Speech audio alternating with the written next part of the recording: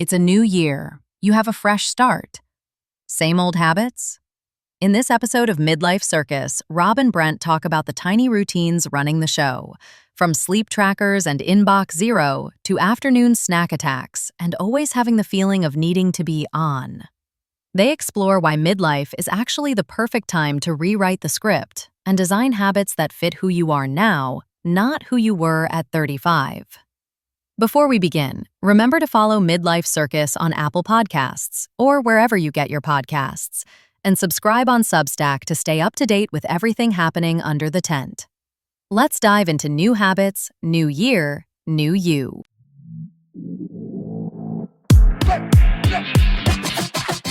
Welcome to the Midlife Circus. Buckle up, we're flipping the script. Cue the drums, hear the crowds cheer. Your next great act starts right here. Hey, Brent, what is one of your habits that you either revisit or you change regularly? The most important one for me that has been pretty consistent for the last 4 or 5 years is sleep and understanding my sleep. So going back over 40 years, my mom and I would always talk about my sleep in the sense of when I was a little kid, she'd be like, you just don't sleep very well. So I always had that in my head that I'm not a good sleeper. And then when I started my career, this is in the mid-90s, sleeping was for when you're dead. I mean, that's literally how people would talk about it. It was a badge of honor to sleep if you only needed to sleep 4 to 5 hours a night, which I lived by. And it caused me some health issues down the road because I just was notoriously an 80-hour-a-week worker, but then my sleep was typically 4 to 5 hours a night.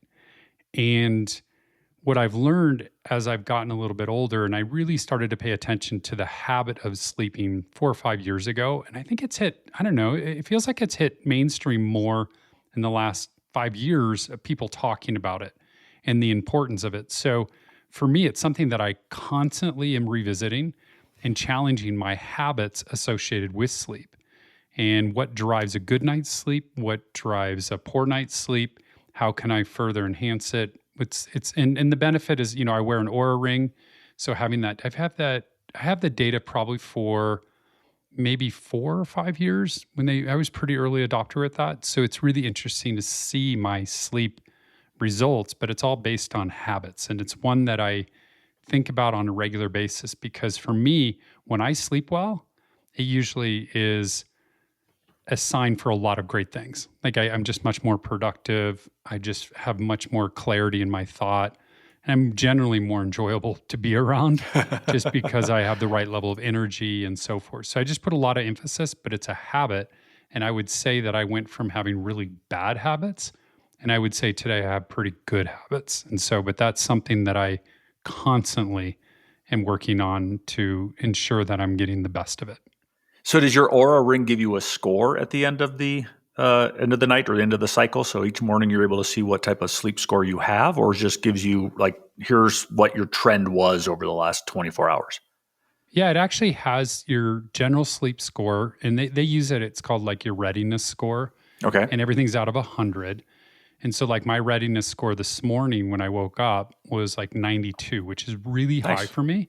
And then my sleep score was, I think, 88, which is high for me as well. And then they have an activity score, and then they have a stress monitor based on your heart rate and all these things. So it has a ton of data. And talk about a habit, every morning I look at my data, which I don't know is a good thing or a bad thing, because sometimes I get more stressed out about the data versus actually just getting a quality night's sleep. This is going to lead to a bad night's sleep. My sleep score is going to be all screwed up. Versus just go get a good night's sleep. You know what it takes. You know what you feel like when you have a good night's sleep. Stop letting the data dictate, how you're going to feel that day. So it's a really weird relationship that I have with the data. But I will tell you what it has done. And most important is there's certain times that I used to just try to power through things, and knowing that if I have a very poor scores, I'm just a little bit more aware of maybe key decisions I'm making that day, or even exercise. If I know that, hey, that was a rough night, because if I just go try to crush a workout, a lot of times it just might not be a great workout. So I might alter it a little bit, knowing that it's better served to just adjust it versus just trying to suffer through everything. It's just something I'm more aware of. So the data is actually pretty accurate, but it is a strange relationship because it is a habit/addiction of the data associated with my sleeping metrics. But it's something I'd made a lot of effort or put a lot of emphasis on. So I'm happy with where I'm at, but I'm also trying to be at peace with it, that I don't always have to know that information.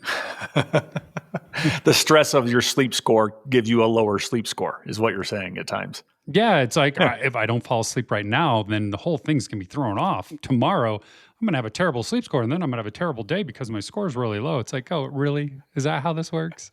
So I try to temper it a little bit, pull back, but understanding the trends and so forth just create better habits in general. And it's really predictable for me what a good night's sleep requires for the most part. And I would say the data has helped me understand that.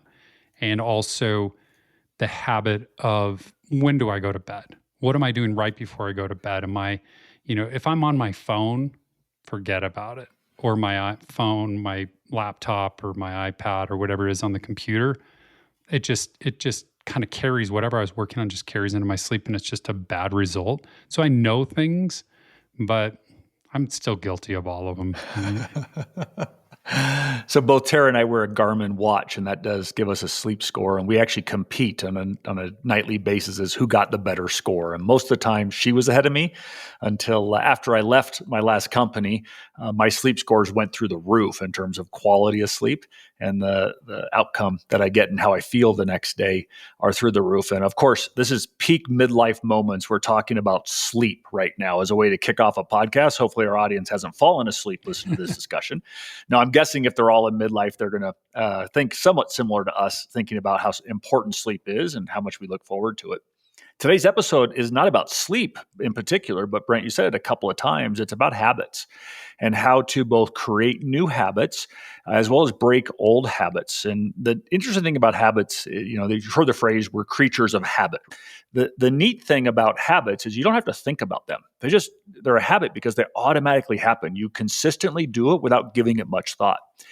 And giving thought to your habits can actually help you be a better version of yourself, really paying attention to what are the things that serve you and help you from a professional standpoint or a personal standpoint, and what things don't help you from a professional or a personal standpoint. So the habit of starting your day with a fresh cup of coffee or watching TV in the afternoon, what shows you watch and what time of day and how much time you watch television, to having a beer every night when you get home from work, or getting up and working out first thing in the morning. All of those are regular habits that people have, and most are either conscious or unconscious of those habits.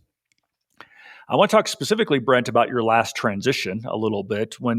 What was the most difficult habit for you to give up or adjust when you left your last company? So when you were in transition, leaving your last firm, what was the most difficult habit that you had that you had trouble giving up and took a while to change?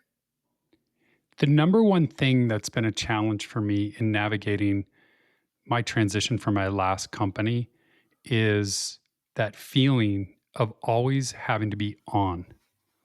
And I would say this is something that I actually put a lot of value behind. So it was a habit of mine that I had built up through my entire career. So there's that reliability. He's always accessible. He's going to work 24/7 if he needs to get something done. So what that did for me is I went from having that as a habit, a routine, that I believe in the zero inbox as an example in my email, where I'd clear it out at the end of every day would be a goal.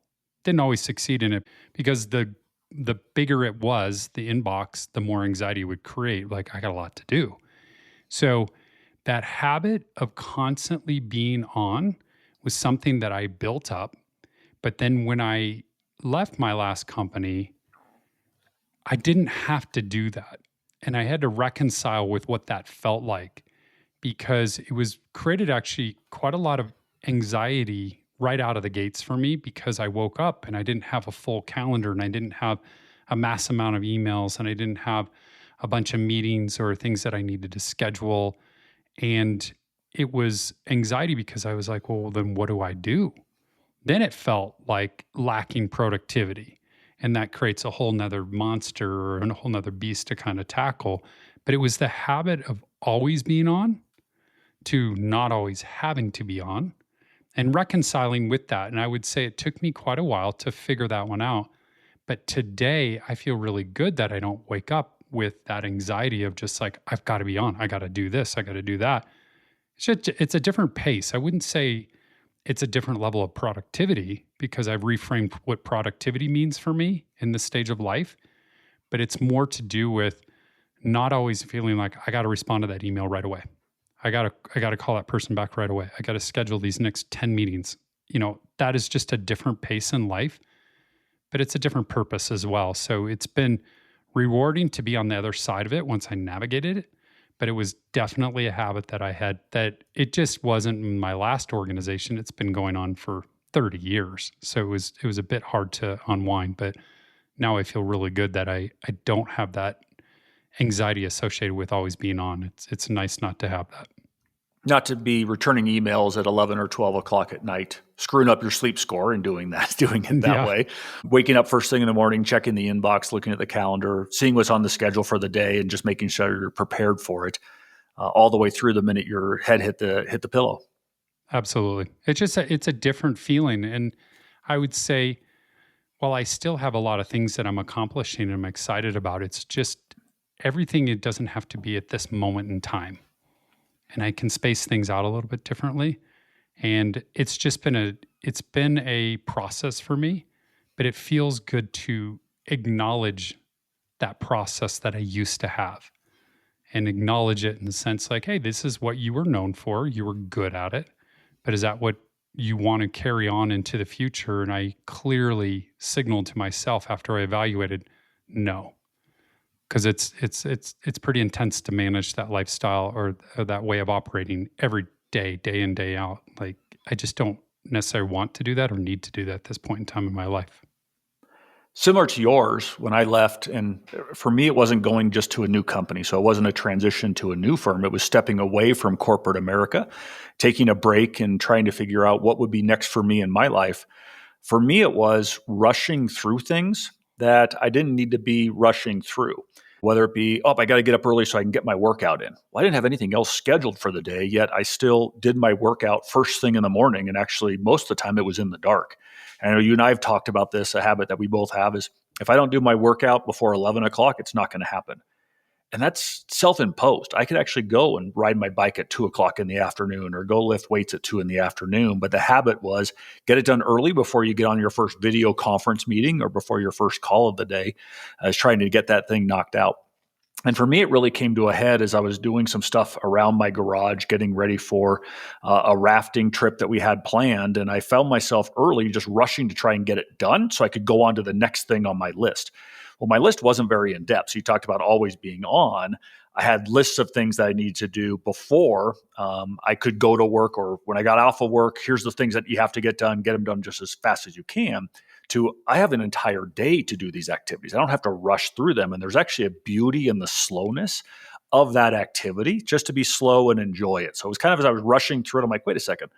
All I have to do today is get the trailer ready for a rafting trip. I got all day to do that. And so I immediately slowed down. I had to go back and forth from the garage to get tools to actually work on the trailer. So I wasn't frustrated about the fact I didn't bring all of them with me. I was slowly going back. I turned the music on out in the garage, and I was just taking my time to get things done. Now, I don't want to go all the way to the other extreme. And you and I have talked about this before, at least not on the podcast, but I know in person we've talked about some people that just do one thing for the entire day, and their entire day is wrapped around that one thing. Like, I got a doctor's appointment, so it means I can't do anything else, including have lunch or breakfast with a friend, because I got a doctor's appointment that day.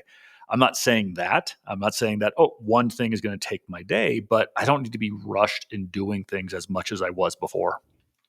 I think what you're describing, and maybe you could play back to me, is when you're busy in your career or busy in anything, is the reason for me why I actually would try to get things done quick is because if I don't, it stacks up, meaning there's 50 other things that are on the list to do. So I only have a finite amount of time.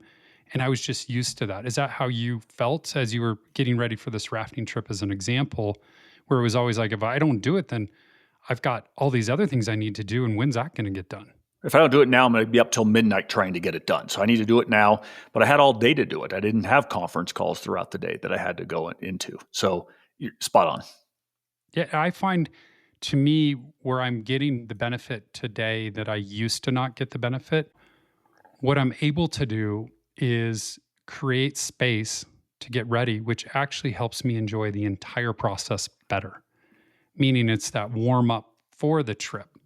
A buddy and I do these really far off fly fishing trips.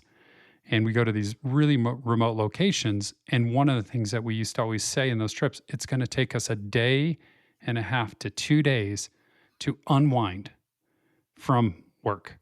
Then it's going to take us, at the end of our trip, we're starting to wind back up. So the last day is kind of a weird day because we're not enjoying the moment at all. We're like, geez, what's our inbox going to look like when we get back? So now if I can protect the trip more and create a little bit better of the wind up, like winding into a trip, and the same at the end where it's not like, don't stack my day upon return so full that I'm like creating anxiety artificially. So it's a little bit different now. I think a lot of it has to do with time. I mean, I have the ability to space things out, but I can tell you if I go back in time, even when I was full go in my work, is my habit was I'm just going to get more done. I probably could have taken a few things out of my schedule to create that space to get ready for the trip. So I don't feel like it's a last minute deal, but it's just a routine. I mean, it was just always like, I'm going to work to the very end. I'll send 100 emails, it feels like, before I go. And then of course there's going to be 1,000 when I get back because people are going to respond, and then I'll be like out of office. And then it's like, so I'm looking back, I'm kind of laughing at my own poor behavior. It wasn't, you could have taken the time beforehand too. Just you had the habit of always being on, and you forced yourself to get the work done first, which you could have actually probably taken half a day to prep for those fishing trips. 100%. And it was just packing it full. And that was my way of trying to leave everything in good order, at least through my lens in my work before I left. Cause then I felt like, okay, I've accomplished so much today. I'm good. I'm really deserve to go. I'm prepared to go. But in the end, most likely what I was doing is probably creating anxiety for my team because I would send a blast of things. Hey, while I'm out, here's a laundry list of things I'm hoping you're thinking about too. Yeah. So then it's not a great thing. So I haven't given much thought to that, but that's probably pretty bad acting on my part. Well, it's funny. We have the benefit of looking backwards and realizing that one wasn't good for your team, but two, probably wasn't even needed at that time from you either, right? And I know I've looked back at my life and the decisions I made around time spent and how I approached different things and the habits that I had that weren't actually helping me at all. And I'm like, those were dumb. Why was I doing things that way? So if you're in corporate America still and you're thinking about going on vacation and you're getting ready to go on vacation, but you're working up to the last minute, you probably don't need to. Actually, your team is likely going to be okay without you. Start thinking about being on vacation the first day of vacation and maybe warming up to the vacation before getting in the vacation. So you don't miss a first couple of days just trying to unwind. Midlife is really kind of a time for all of us to start assessing our approach to what are the habits that are helping us and what isn't helping us right now. We're recording this episode just before the end of the year. I think we're going to actually release this one on New Year's Eve, I think is our release date for this episode. So it does kind of dovetail in with the New Year's and people thinking about New Year's resolutions. Not talking about resolutions, Brent, but really thinking about midlife. Why is midlife an important time in your mind to start assessing your current habits, what's working, what's not, and what new habits do you want to create? Why midlife? I find for me personally, it feels like it's a season of change. And it's a season of change because I'll just give you my own situation. Is one of my kids is in college. Another one's a senior in high school. I made a transition from my last company a couple of years ago. I really look at my health through a different lens than I maybe did a handful of years ago, just because I have a little bit more bandwidth to put more of an emphasis on healthy living. And I'm also have this constant desire to explore and get out there and see the world. And so when I say a season of change, it's just from my understanding and a lot of the reading I've done around midlife is it is a time where you start to look at your purpose. You start to look at who do you want to surround yourself with. You start to look at what kind of work do I actually want to do? Do I want to work? Do I need to work? A lot of times, yeah, we do need to work. And I'm not saying just go change everything, but it is a different point in time in life where you now have time to think about these things because you've created some space. And for me, creating space is the kids is a big deal. I mean, it's really big for us. And my wife and I were just talking about it yesterday. And, I've mentioned this in previous episodes. It's just a change that it was really hard to understand how I would respond to. My first kid going to school, but now my second kid going to school, going to college, going away. And I don't think I'm actually prepared for the second one because I only have 2 kids. But overall, when I think about midlife, seasons of change, it is a great time to look at your habits. What are the routines you have? Because I no longer will have a routine down the road that says kids coming home, like when is the kids coming home from after school in high school or middle school or whatever it is? What sports are this weekend? I mean, that whole thing is changing. It just as a matter of fact, I mean, my kids have been runners for quite a long time. I mean, my younger one is wrapping up his high school cross country career. I've been watching high school races for 7 straight years, and it's been a big deal. And so that's a habit, that's a routine. So there's also really cool stuff when I like seasons of change because it is an opportunity to reflect. It is an opportunity to say, what's important to me now? And some things are changing just based on the nature of time. So I'm just able to look at it, and I look at some of the cool stuff that you and I are doing. We're in a habit of pushing ourselves physically with some of these endurance events. I love those. There's also what cool trips and you name it. But it is a season of change, which is incredibly challenging to navigate, but I'm taking it with the positive side, the optimistic side. Like we all go through these changes. And so it's important to carve out a little bit of time to reflect and understand what's important to you at this stage in your lives.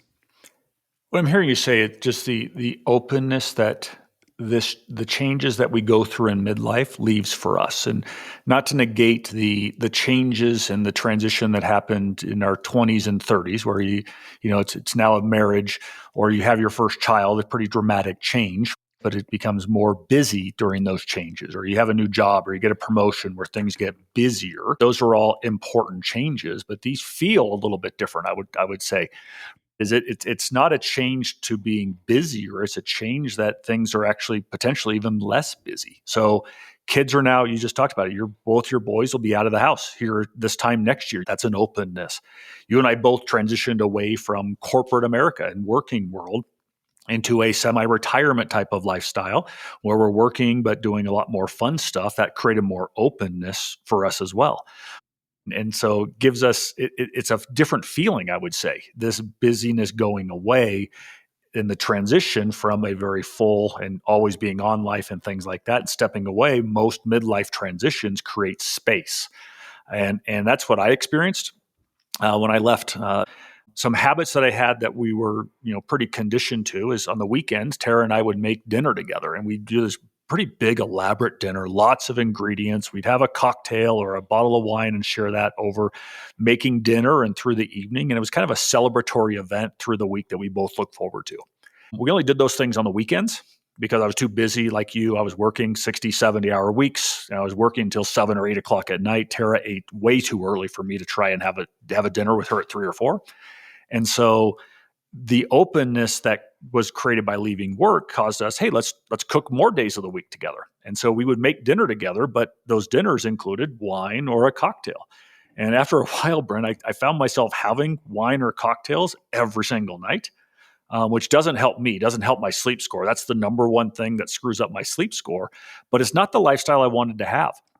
I was absolutely happy having cocktails or a drink 1 or 2 nights a week, but every night of the week was a new habit that was starting to develop for itself because there was an openness in our life that we started to fill with things that worked well when I was working. But when I stopped working, it's fun to cook together, but the other things associated with it that we did along with making dinner together that were not as healthy also got brought into place. And it also became a pretty big habit. So we're now back at the place where we went back to what served us well. And what helped us was we cooked together a couple nights a week, but then we have dinner on our own. We'll actually have 2 separate meals. Tara will have dinner like 3 o'clock in the afternoon. I can't believe she eats that early. If I She's did, I'd healthy. be I mean, it's great for her. Sleep scores are probably off the charts. I mean, always in she's the just 90s. fully digested, fully Yeah. like, I'm going to sleep well tonight. She's been doing intermittent fasting way longer than intermittent fasting was a thing. Having dinner at once or 1, 2 o'clock in the afternoon, not eating until 7 o'clock the next morning. That's a habit that she's put in place. But now we're back to that where we're eating separate meals. We're both preparing our own separate meals because it worked when we were working. Let's keep that going. It keeps us healthier moving forward. Yeah. I find that there's certain things you learn about yourself when you make a major transition like we're talking about. And to me, some of the habits I don't like either. And I find that while a habit was to talk about work, but then now what do we talk about? And sometimes the thing I don't like, which we're pretty good about navigating in my household, but like politics. I just don't enjoy talking about politics that much. When you don't have other things to talk about than you're normally talking about, like, hey, I've got a trip upcoming, or hey, and it's not a complaining session. It was just more or less the logistics. Hey, I'm traveling here in a little bit. Let's just kind of, I'll give you a sense of like my schedule over the next couple of days. It's just a different kind of conversational piece. But then a new habit comes in where it's like the latest current event. Those drive me crazy. Like it's just mind numbing. I'm like, I don't want that to be the habit of let's just talk about the latest injury that we have. Let's talk about the politics of the day or certain things. So it's interesting trying to navigate some of those current events and things that are happening with our body. Because certainly, Rob, we have aches and pains more now than we probably did 10 years ago. And Just we part of talked the about deal. them significantly more often too. Yeah. And that's universal. Yeah. That's just not you and me. No. It's like waking up, I'm like, that is a pain I haven't felt before. And I'm like, what did I do? Nothing. So I just, a habit then is to stretch more and do things to overcome those little nitty things that drive me crazy. And habits that get created unconsciously for us too, right? So the having a drink every night of the week, having a glass of wine or a bottle of wine, sharing a bottle of wine, every night of the week was a habit that filled an empty space. And that was something we were completely unconscious of until a few weeks had gone by, probably actually a month and a half had gone by before we realized, wait a second, we've been doing this every single day. This isn't what we wanted to do with our time. This isn't what we wanted to do with our health by having drinks every single day. And we had just gone into it because we were in a place of transition and a habit was created to fill that void. And we had to break that habit. So thinking about habits, Brent, how do you approach building new habits now? I know you've been pretty good at giving me some guidance in some of the books that you've read. What's the one that you really like? And I forget. The Power of Habit. Right. Charles Duhigg. Right. And so I remember the Power of Habit, and it's that he's got like a 3-step process, or I think most of them have some sort of a process, the books. I've read a few other ones as well, but what is his approach to it? His approach is in creating a new habit. Habits are a 3-step process, whether it be creating a new habit or breaking one. The 3 steps are the cue.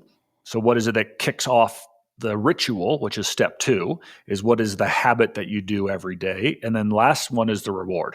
So cue, the ritual, and then the reward at the end of that ritual. So for me, the one is that I've been trying to wrestle with for a long time, and I'm putting more and more emphasis, and I'm pretty open about this, is the kind of the afternoon snacking as an example. And I'm a world-class snacker, Rob. Like I can eat anything in the pantry anywhere from 2 to 4, 2 to 5, and it's a meal before a meal. Carrot sticks, celery, right? Apple, that's what you're having each time? No. You're talking chips, pretzels. Oh, yeah, sometimes an apple, sometimes all of them.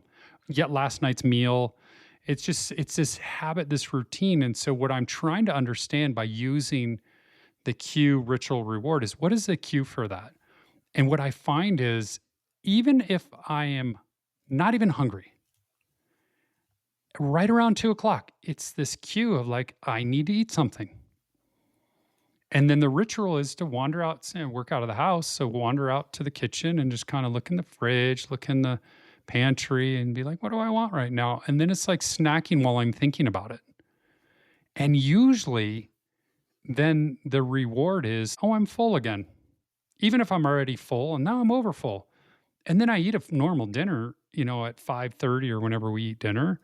And it's crazy to me. So what I've been working on is actually establishing as the day starts, what will be my afternoon snack today? So I know that there's going to be a cue, but what will it be? What's my reward? Or the ritual then is to say, okay, I'm going to go have an apple with peanut butter, something like that. And then the reward is I'm not stuffed. And I feel like, oh, and then it all ties, actually, believe it or not, it all ties to sleep because then I'm not eating a big meal, another big meal, and then I'm trying to digest into the night because I just way overate. So that's one, but I wouldn't say I'm great at that one. It's tough to navigate for me. I'm fortunate that I exercise a lot, and so it's just not impacting me from a weight perspective all that much. But I just don't feel great. And I remember back in the day, I mean, my metabolism was so high that I could eat just all day long. It just never impacted me. Not so much anymore. Well, the example you just gave is actually very similar to the one that's in the book, that the power of habit. He talks about going and getting a cookie in the afternoon, and what Charles Duhigg suggests is figuring out what's the reward. So the person gets up from their desk, they go and talk to some friends, they have a cookie at that time, and then they go back to their desk. And really the reward might be not the cookie itself or the food. It might be actually sitting and talking to other people might be the reward. And so testing that out and saying, what is it that I really am looking for during this period of time? What is it that I need? That's how you change that habit. So at 2:00, you go and get something to eat. Is it maybe just getting away from your desk? It's not actually hunger that's getting to you. It's actually you want to move and get some movement, some circulation in your body, and you just happen to go to the pantry to get food. You might be actually just as well served by going for a walk around the block and enjoying that instead. So it's really figuring out not just what is the ritual, but why do you do the ritual? What is it that's in it for you? What happens around that ritual that you might want to change? Or you might want to impact what the ritual is. That's super helpful for me because I think about, you just hit it to a head, is to me, it's about getting out of my office or away from my computer. That's usually the reward because I just go sit in the kitchen. I don't bring anything with me and I just kind of sit there and I'll snack and do whatever. And I pace around the house a little bit and sometimes I would take the dogs outside. But the true reward is just taking a break. Yeah. That's interesting. I never thought about it. I haven't read that book in its entirety, so I need to pick that up because you probably just hit it on the head. It, for me, is just, I just need a break. I know all the downsides of it. I've done all the research, but I think you're onto something for me, and this is helpful because if I truly understand what the reward is, I'll probably have a better sense of tackling the cue and the ritual. Yeah. And creating new habits, really focusing on what's the cue for the new habit you want to create. And so like working out, it's having to trip over your shoes to be able to go do that next thing. And the workout clothes are out for you first thing in the morning. Your workout's already planned. Is what's the cue that's going to help you follow that new ritual? Because otherwise you're going to fall back into the old one. And so for me, one of the things I'm really trying to do is drink more water. And so, I get up from the desk, I go wander over, open the fridge, and there's a glass of water in the fridge for me. And so the cue is, I can't control the cue, but the ritual for me is to drink more water. So I'm going to go over, open the fridge, there's a glass of water. Let me just pound that before I do anything else right now. So that's helping me start that new habit or continue the habit of drinking water on a much more regular basis, just because I want to be healthier, have healthier skin. My attitude gets adjusted pretty significantly if I'm drinking water. If I don't, I actually fall down a depression hole. If I'm really dehydrated, I start feeling significantly more depressed. And so the cue for me, going back to the original story, is I get up, want a snack or something like that. But the habit I'm trying to do is drink more water. In working out, I put clothes out the day before. So before I can get dressed into anything else, I'm going to have to put my workout clothes on. Otherwise, I'm going to have to consciously make a choice not to work out. And then I'm consciously saying, that's not important. I'm typically not going to make that choice because I know the consequence of that one. By not working out, I'm not going to feel as good throughout the day. So both changing the cue or the ritual is important, but you want to start with what is the reward you're actually trying to seek. For the way you describe that with water is really important, because I think I went through so many years of my life being dehydrated because I would just kind of power through the day. And it was just, and I'd get to the end of the day, I'm like, I think I just drank 1, maybe 2 glasses of water, and each glass is 12 to 14 ounces. And I'm like, that can't be enough. And one of the things that's been helpful for me, because I, like you, is I put more emphasis on water, is when I have water, I'm actually less hungry in the afternoon as well.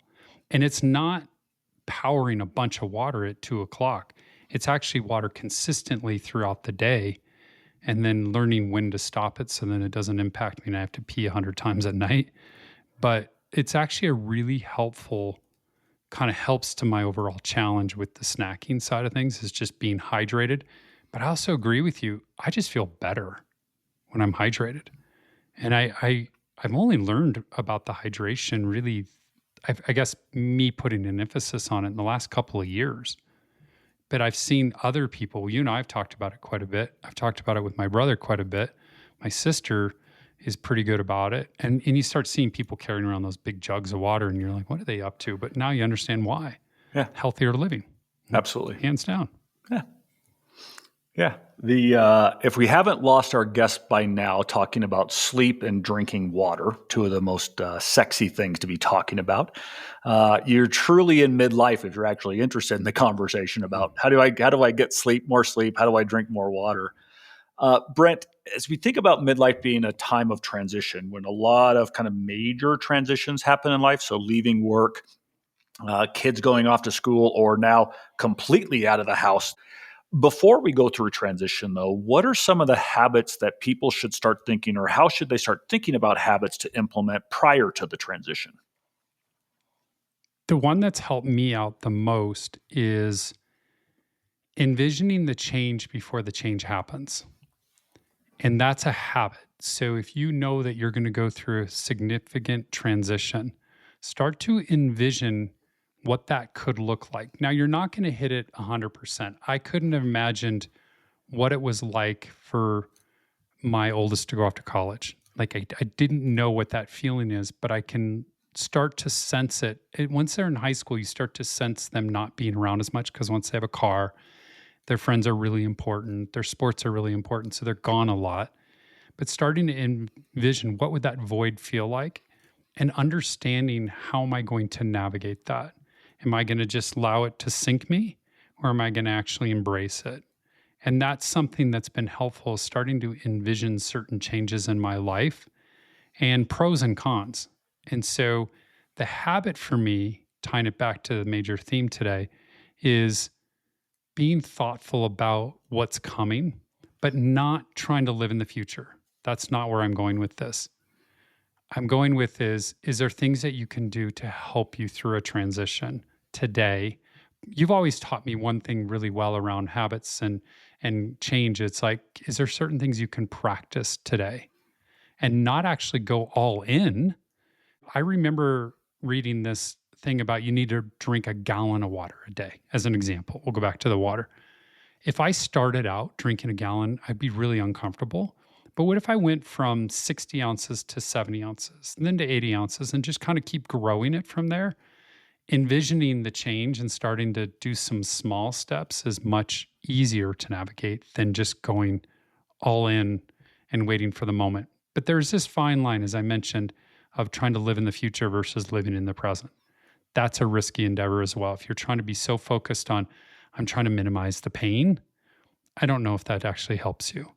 But if there's certain things that you can do to start to prepare yourself for whatever is happening potentially in the future, it might be beneficial. And that's been helpful for me. I know I can't speak for everybody on this, but to me, that's been a helpful aspect of easing some of the future challenges by just starting to envision, like, what would this look like? As an example, if you know you're going to be making a major career change, well, guess what? You might have a little bit more time. What's one of the easiest things? You and I both did it, and it worked great for us. What's one of the easiest things you can do if you have more time? Put more into your health. Exercise more. Spend a little bit more time thinking about what you're eating. Spend a little bit more time with doing different types of reading, things like that. You know it's coming. So maybe figure out like, hey, this actually might be my greatest opportunity to create a new habit of something I've always wanted to do.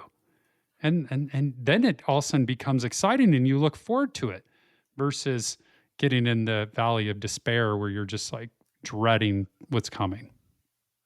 Yeah, the moment of transition, people wait for that. I think it's, I think about the New Year's resolution. It's like up in the first of the year, here's this date. This is now going to be the new me. And here's the new thing that I'm going to do. Or once I have this new job, here's the new thing I'm going to do. I'm not going to do this next job like I did the last one. I'm really going to have balance in my life and spend more time with my family while I'm working at this new company. Or I'm going to be more in contact with friends when I stop working. Everybody thinks this deadline is going to cause that opportunity for that new habit to fill. And it doesn't always happen. In fact, that's why most New Year's resolutions actually fail, is it's a start date and people start to do it, then they have a gap, and that gap is easy to get filled, or they forget the habit, or they don't follow the habit, and they get out of that habit pretty quickly rather than practicing the habit in advance. And this probably won't help people since this is coming out on New Year's Eve as they're thinking about their resolution. So maybe the resolution is to start practicing the new habit in January to be able to live it in February, that you're building your way up into that. So if you're going to be transitioning from one company to another and you want to spend more time with your family, don't wait until you go to the new company to try and spend more time, because your old habits will creep back in. Start to spend more time with your family before you make that transition, if that's what the goal was.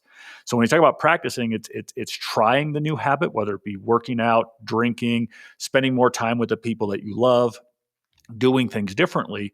Practice those in advance of that date. It's going to give you significantly higher odds of actually building this habit and making sure you keep doing it long term if you spend some time practicing it in advance. Let me ask you this question, and maybe this will help all of us understand things around habits. What is one habit that you have that you're incredibly proud of? I would say it's how I spend my mornings.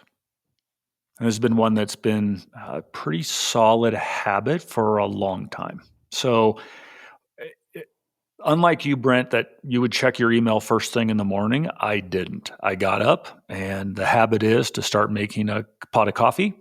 And Tara and I would sit and enjoy a pot of coffee together. And sometimes it might be while we're reading books, or she's scrolling through news and things like that on her phone, and I'm reading a book. Or we might watch a YouTube channel from somebody we really like that's out doing an adventure. But I spend and invest every morning over a pot of coffee or a couple cups of coffee with Tara, just going really slow. And that's a habit that got built, I might say 20 years ago. That we started 15 years ago, maybe, that we started doing that, and not really just turning on TV and the news and having things in the background. And without kids, we have the luxury of that. We've been at friends' houses where there's kids and they have to get them ready for school. And the busyness of that morning really throws me off. Get dressed, pack the lunch. And I'm trying to sit there and drink coffee, but my anxiety starts going up. And so what I find myself now doing when we're at those houses with friends is I get up earlier and I enjoy a couple of cups of coffee before any of the kids are up and before that excitement goes off. But the habit of a slow start to my morning has really, I think, served me really well. So then the reward is what? I feel more relaxed throughout the day if I start my day like that. It grounds me in a way that that if I started by jumping into the news or jumping into my email, my heart rate would go up. I'd get more excited. I'd be more intense. And the mornings that I know that, and I do break from this at times when stuff was really busy at work, I would get up early and start working right away too. But I know that if I spend my morning a little more grounded, I love the ritual of making really good coffee. And to do that, there's a process to get really good coffee. And so the ritual there and the habit there is something I look forward to almost every morning. And when I do, I feel more grounded. And when I don't, it affects me throughout the entire day. So that's something that you can always build upon. And so you created something over 20 years, and it's a habit that has worked well for you and served you well. Then you can start to look at that and saying, not related at all, but what are other habits that maybe I'm trying to start out and realizing, hey, that was a journey to get there. That didn't happen overnight. You just didn't all of a sudden click, and that's back to your New Year's resolution comment. It's like, that's why a lot of times they fail, is because it's like this wholesale change. Humans aren't really designed that way. No. Unless it's forced upon you. Humans are a creature of habit, hence what we're talking about today. And so if you want to change a habit or introduce a new habit, it takes a bit of time, but also your rewards are great. And it leads to a lot of other positive things in your life throughout that day and just your broader life in general.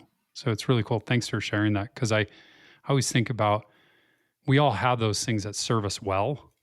And how can you leverage those things and your learnings from something that has served you well to create another habit or get rid of a habit? Yeah. And that's what's kind of fun through this journey of midlife and the time frame or time of life that we're in is, I'm certain that everybody listening to this right now can identify a handful of things that they'd love to just get rid of and a handful of things that they love to keep and start. So it's that start, stop, continue kind of exercise. Absolutely. And midlife is really that opportunity to have that assessment. Your values may have changed a little bit. You have more openness in your life right now to be able to think through what does the next 20 years look like and what are the healthy habits that you want to start today that'll help you and serve you well as you age and as you make transitions in your life. And not necessarily just focused on the new year, but focused on a new you and building habits around how do you actually get the best from yourself? How do you help be the better person for those that you love and those that you care about? And creating healthy habits that will help you be the best person that you could possibly be. That's how I typically think about habits, is how does it help me be better for all the people around me, but more importantly, be better for myself. And so with that, Brent, thanks for your time today. And as you go out and build habits with yourself, with your family, you're the director of your next great act. And the next great act all starts based upon the habits that you begin to create today. That's it for this episode of Midlife Circus. Visit midlifecircus.fm for show notes, transcripts, and all the latest happenings. And while you're there, sign up for our newsletter on Substack. Follow Midlife Circus on Apple Podcasts, YouTube, and wherever you get your podcasts so you never miss your next great act. Quick reminder, the opinions and stories shared here are personal reflections, not professional advice. This show is for entertainment and inspiration only. Thanks for listening, and we'll see you under the big top next time. Midlife Circus is a Burning Matches media production.